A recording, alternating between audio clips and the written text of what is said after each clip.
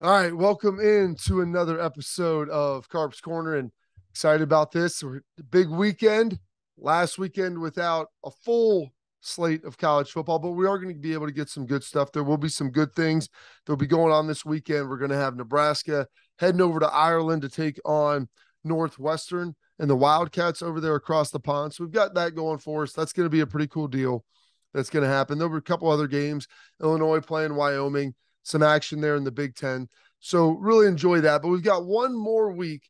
And so ultimately, Ohio State's going to be taking on Notre Dame in what will be the premier matchup of opening weekend. You got Georgia, Oregon, you got Cincinnati at Arkansas. There's some other good games that are going to be being played. And even you have some stuff throughout the week is, Penn State's going to take on Purdue, and you got Pitt and West Virginia during the week heading in. So there's a lot of great games that you're going to see. And there's a lot of stuff, especially on the 3:30 window Saturday, and then also the late night window, the 7:30, 8 o'clock window on Saturday as well. So a lot of good stuff to ultimately get into. And it's pretty stinking good. So a lot of good things there.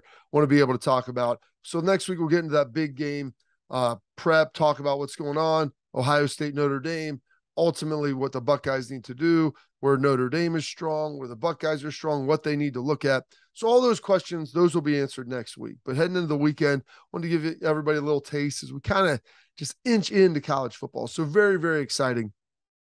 I'm here with everything going on. I want to start off with this. Jaxson Smith-Njigba, wide receiver, spoke to the media this week, and comments that Jaxson had about expectations for this year. And a lot of guys, when you talk about expectations, it's going to trend to more the individual variety.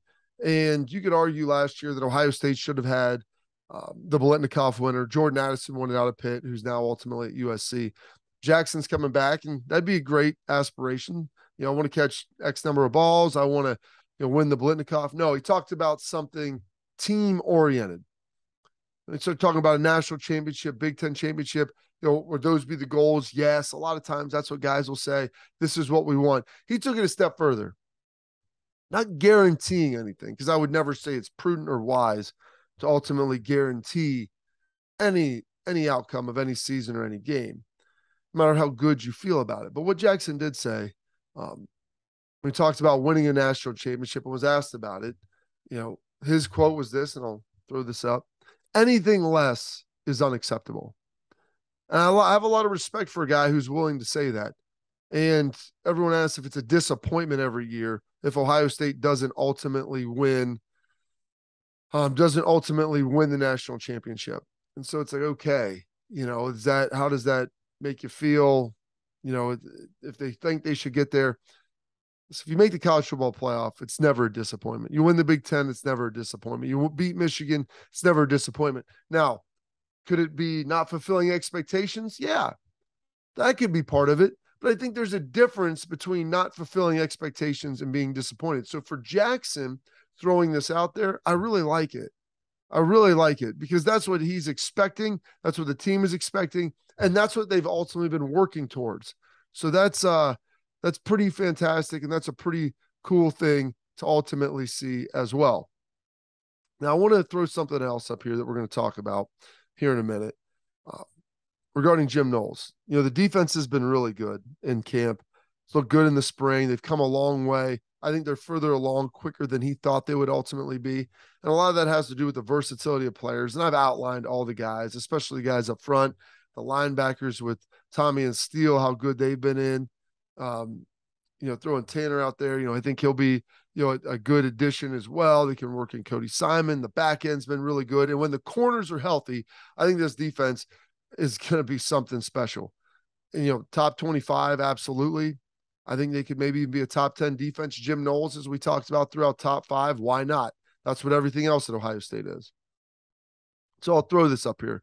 I'm going to read this about what I said in one of my last Carps Corners. Said, nice to hear a guy who actually goes to practices and scrimmages. Everyone else is reporting on what they hear.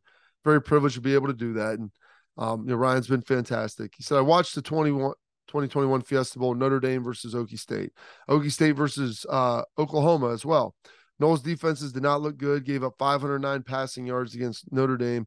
Seems that their defense was ranking was based more on a result of playing inferior teams and, bad Big 12 teams. Is that scary to anyone but me? And then talks about Corey Dennis and some different things, which I'm not going to get into. I'll address that stuff later, but I want to really talk about the defense and Jim Knowles and the fact, they gave up some yards against Oklahoma or Notre Dame last year in the bowl game, but Jim Knowles was already on his way out of there. They had a lot of returning starters, a lot of veteran players on that team. I watched the entire Oklahoma game with a critical eye, and I thought Jim Knowles called a great game. They didn't have as much talent as Oklahoma. And so that's one thing he'll have more of at Ohio State. Jim Knowles is going to have more talent. And now you pair up him and the defensive coaching staff, their ability to instruct and their ability to teach and educate the players on what exactly they're supposed to do. And then you blend that in with the scheme. That's when you ultimately have something special. And I think that's what you're ultimately seeing right now with this defense. Don't necessarily just look and say, hey, how good was the defense at Oklahoma State? Yeah, they had good defense, but what did they look like in big games? I thought in Oklahoma they looked pretty good. Notre Dame last year, they started off slow. They ended up getting stops and getting back in it. But let's not forget, Jim Knowles was already on his way to be a Buckeye at that point.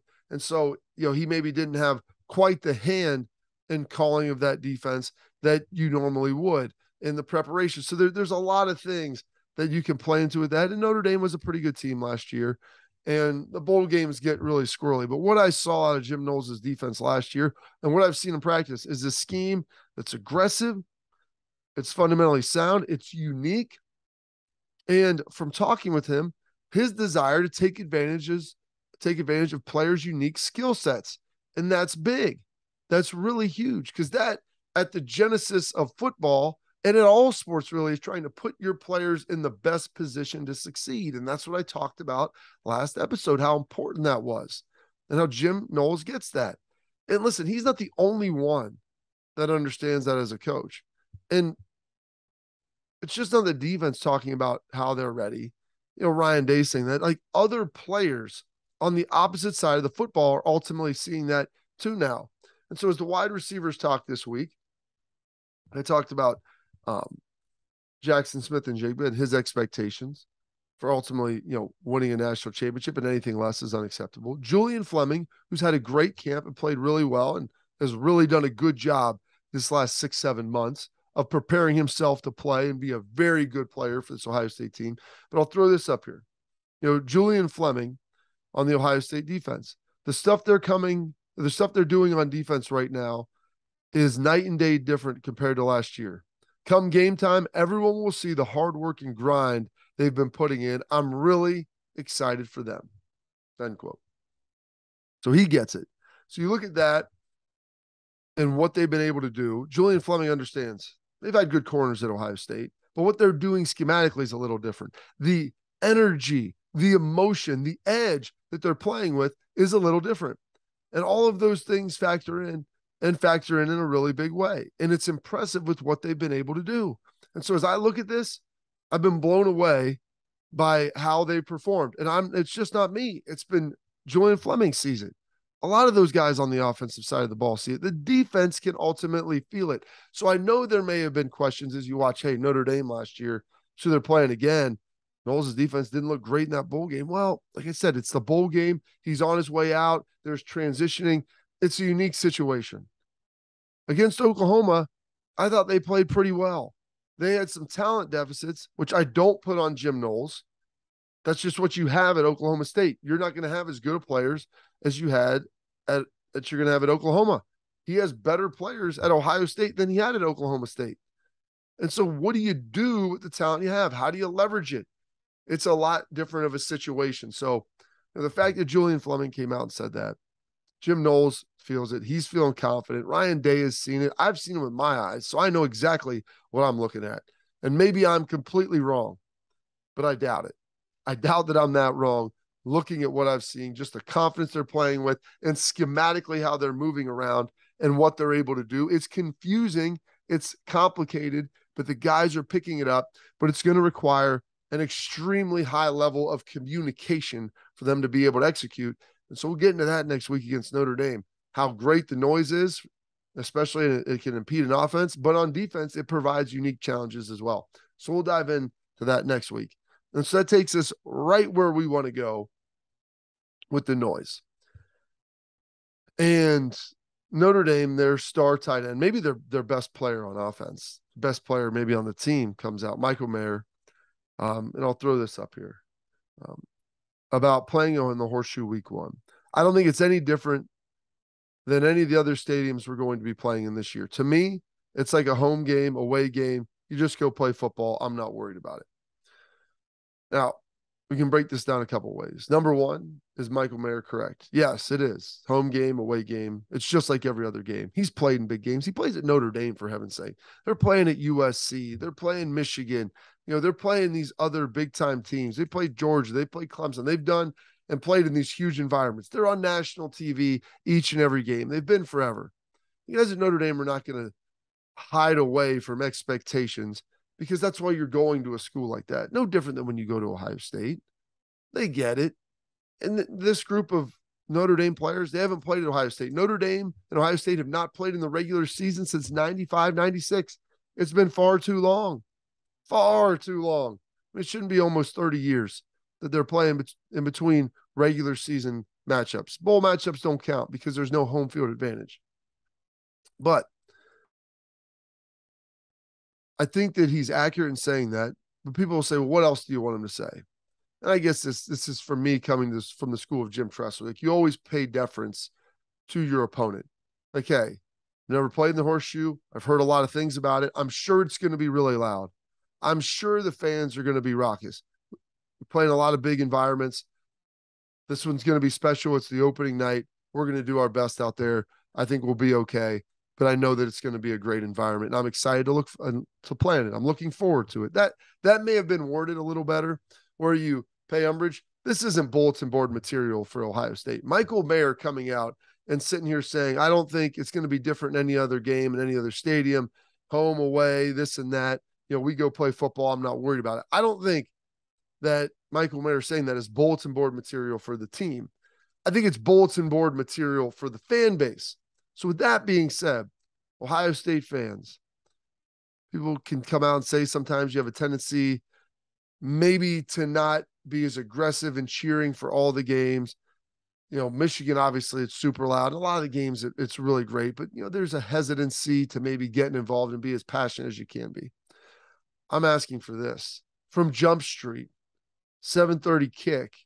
I hope that all day leading up to it is an absolute festival and party in the scene around the Horseshoe, but everybody's in their seats for the start. You'll watch the band, you get everybody fired up, and it is 150, 1,000 decibels, whatever the heck. It's going to be loud as all get out, as loud as a Michigan game for Notre Dame coming to town. It's going to be nationally televised. There's going to be recruits there. And so Michael Mayer saying that, hopefully that froths everybody up and gets everybody juiced up and ready to go, because it did for me. And I've been in his situation. I've said some things that maybe are a little bit too close to what he was said, how he said it, and maybe you can choose your words a little wiser, but what do you want the guy to say? There are 18 to 22-year-old young men out there. He's been in big environments. He's not going to sit here and take a knee and say, we can't play in this. This is too much for us. We'll never be able to survive. He'll be fine. All right, two other deals I want to get into. One college football related and one football in general related. Number one, we'll talk about this. Mascot stuff. This is true. The SEC does the best job with mascots. If you have a mascot that's a living animal, you should have it. Should be there. Should be on your campus. LSU's got a tiger outside for heaven's sake. Kind of disappointed that Alabama doesn't have an elephant somewhere running around. I know it'd be hard to control, but that's what they're all about. You've got Uga, you've got Bevo, in Texas that'll be joining USC. South Carolina, they've got a rooster. They're the Gamecocks. I'll throw this up here.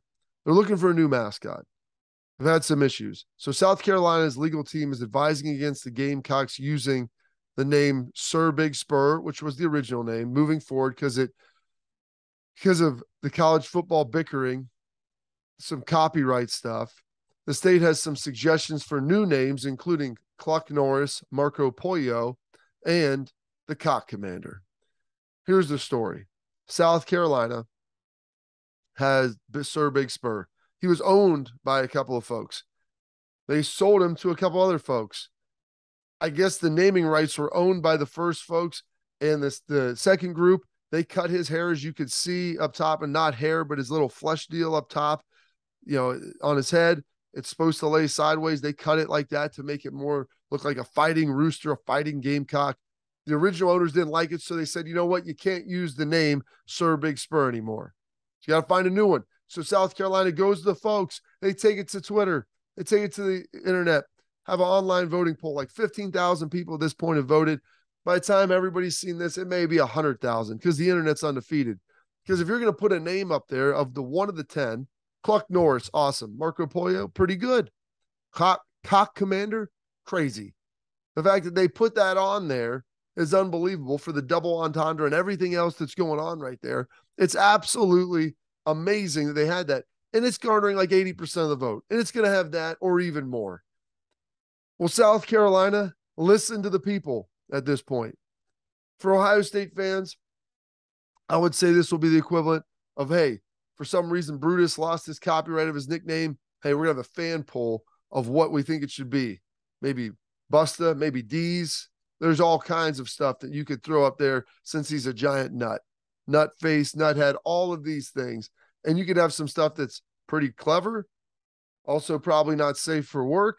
Things would be out of control. And that's what we're getting here with South Carolina. It's entertaining. I like it because it's not my fan base. I like it because it's not my mascot. The fact that you sold a rooster and was purchased, it's a chicken. It's a chicken. We couldn't just get another chicken.